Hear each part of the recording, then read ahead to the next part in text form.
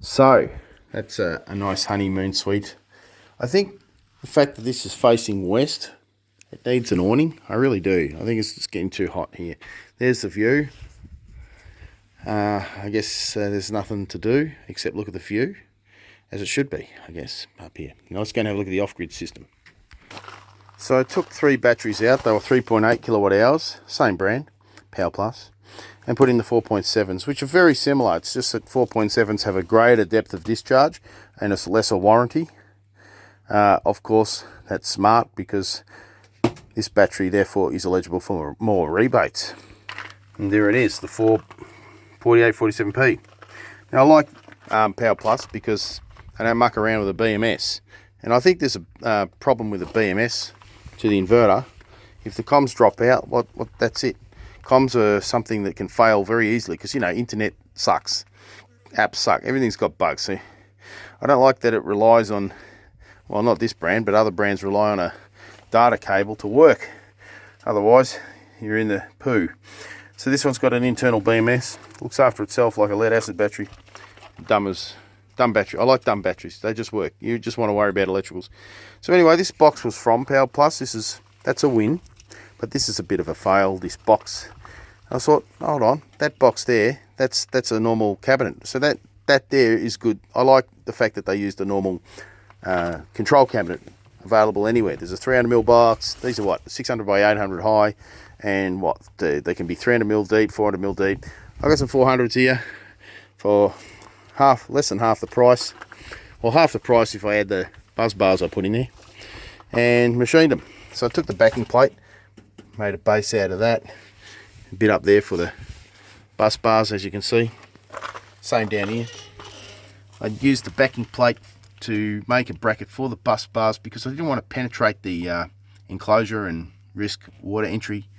As you can see, it's mounted using the studs that were welded in the back for the backing plate, or the gear plate, whatever you want to call it. And I've got 4 in there. Fits like a glove. Look at all the room I've got in there with my design. So much better.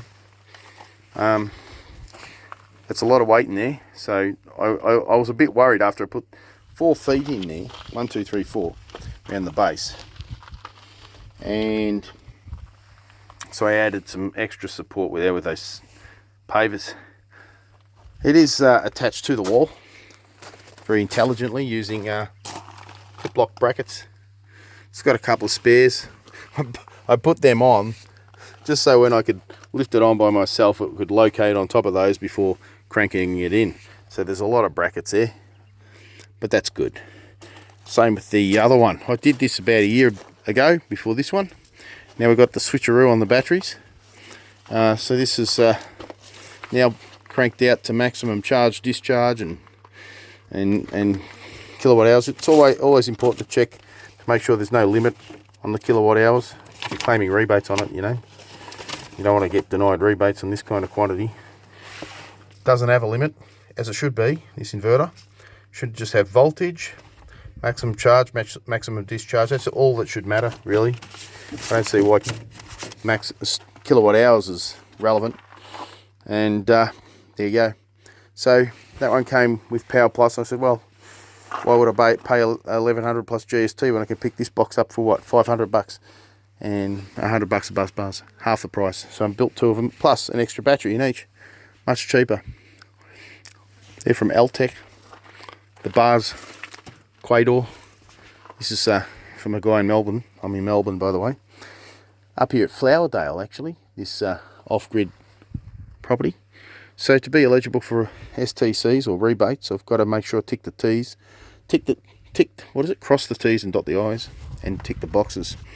What else have I got to check? Yes, he got a quote from Oznet saying, yeah, you can't put, it's going to cost something like 50 grand or something to install a grid here. So you've got to be eligible for off-grid rebates.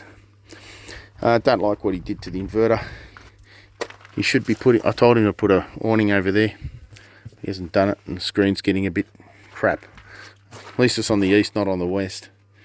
So there you go. I like my design better than the PowerPlus box here. A bit fancy down there with the alley oop. And this will have those.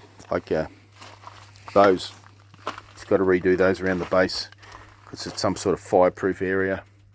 I'll let him worry about that. I haven't quoted for it. But yeah, don't really like the bus bar that came with the PowerPlus box. They should be doing my design. See this, I had to double up there, had to shave a corner off the edge to get that back to back. Very cumbersome, not much room. Here, this is a square block, deeper thread there for the 10mm studs, and you can go back to back without having to shave a corner off the bus bar. I like mine, very sexy, very clean. Didn't have to reduce the length of these, just came as they were. Plenty of room to stick them in the side. No fancy engineering, keep it simple, stupid there. This is why they kept the backing plate, because they put that strap around there.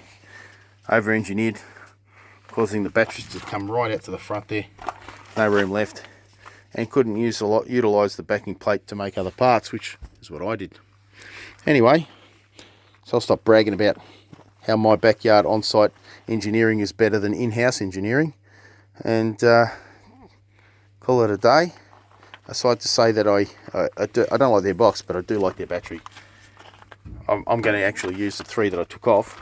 It was actually cheaper to replace the lot than upgrade these, because they're the same price as the others but less rebates. So these are going on an RV, a bit like what I got here with my work ute. As you can see, a bit of an inverter in there, batteries hiding under those boxes, and charging station there. I can do a bit more than just charge batteries with this thing. It's got 10 amps, 2.4 kilowatt inverter. You know, I can run a griller, kettle, toaster, whatever. So now it's time to stop rambling and put some more labels on. Oh, see ya.